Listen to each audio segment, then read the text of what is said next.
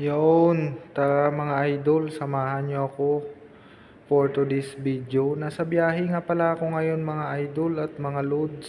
Yan, ito nga palang view dito sa dinadaanan ko. Sa Nueva Ecija area pala yan mga idol, mga loads at mga tol. Yan, ang ganda talaga ng view pag mga province. Nakasakay nga pala ako dyan sa 5 star.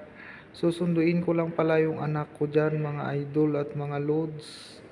Medyo tinanghali na pala ako kasi tanghali na rin ako naalis dito sa area. Shout out to all followers and viewers, top engagers at saka top fans. Yan, ito pa nga pala yung mga ibang view mga idol at mga loads.